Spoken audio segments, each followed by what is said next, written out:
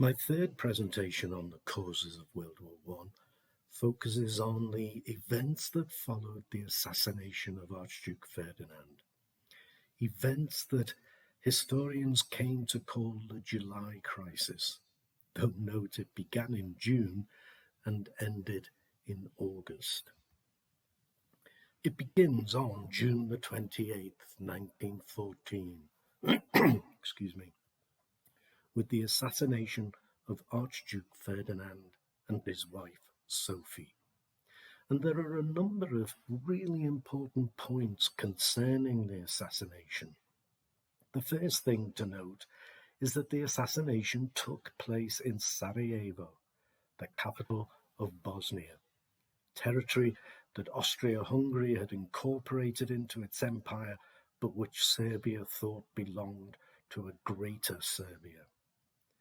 The second thing to note is that the main purpose of Archduke Ferdinand's visit was to oversee manoeuvres by Austro-Hungarian forces, manoeuvres for a possible war with Serbia.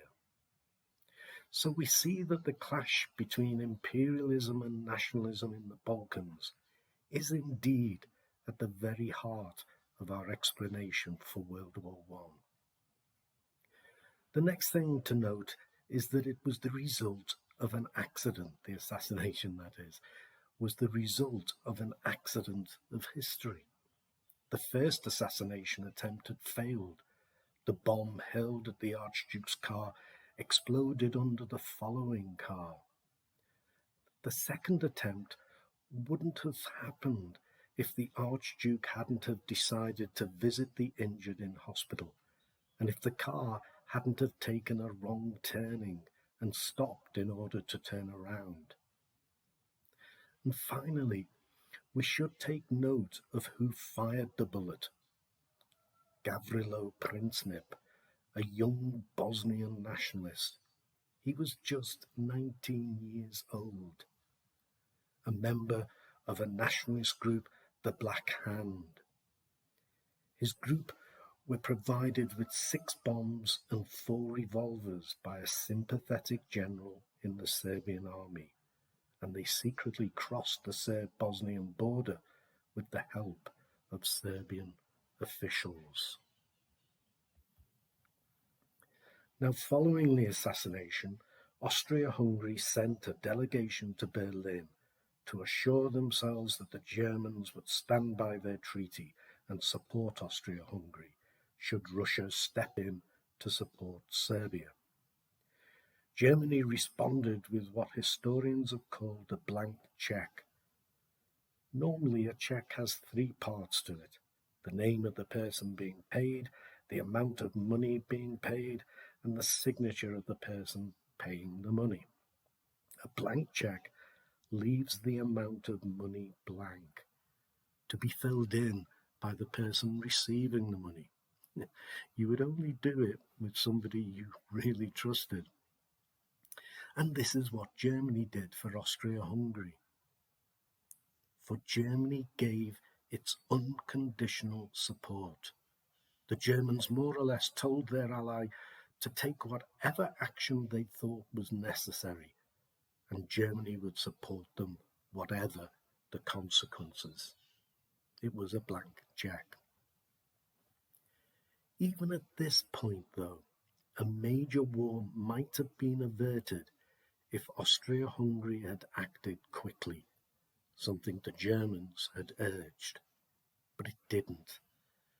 Austria-Hungary, as the name suggests, was a country of 2 parts, and whilst the Austrians were eager to act, the Hungarians had to be convinced, and this took time. But it was also the case that the Austro-Hungarian army would take time to mobilize, as their reserves, those men who had been trained but were not part of the standing army, were busy harvesting their crops, and it was felt to be important to get those crops harvested before going to war.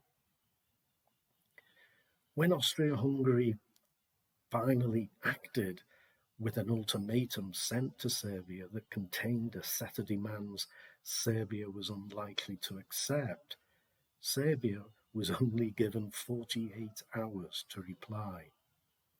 In fact, Serbia accepted all the terms of the ultimatum except those that would have allowed Austria-Hungary to take part in the investigation into the assassination and take part in the trial of those found responsible. To do so, of course, would have shown that Serbians had helped the Bosnian nationalists. But that Serbia declined those terms, it was enough of a reason for Austria-Hungary to declare war. Now we see a chain of mobilizations. With war declared on Serbia, Russia decided to mobilize against Austria-Hungary and against a likely attack by Germany. So Germany mobilizes too. And of course, Germany will mobilize against France. France then mobilizes. Britain enters the war as a result of Germany marching into neutral Belgium. Belgian neutrality was protected by an international treaty. And so the dangers highlighted in the two cartoons we have looked at in my earlier presentations were borne out. But before I finish this presentation, I want to introduce another factor for you to consider: significant individuals. The three significant individuals showing on the slide are, from left to right, Kaiser Wilhelm II of Germany, Emperor Franz Joseph of Austria-Hungary, and Tsar Nicholas II of Russia. And ultimately, it is the decisions made by these three monarchs during the July Crisis that took Europe into war. This tells us about the lack of democratic control over the decision-making process. One historian has calculated that there were no more than 50 men, and they were all men, politicians and generals involved in the entire process.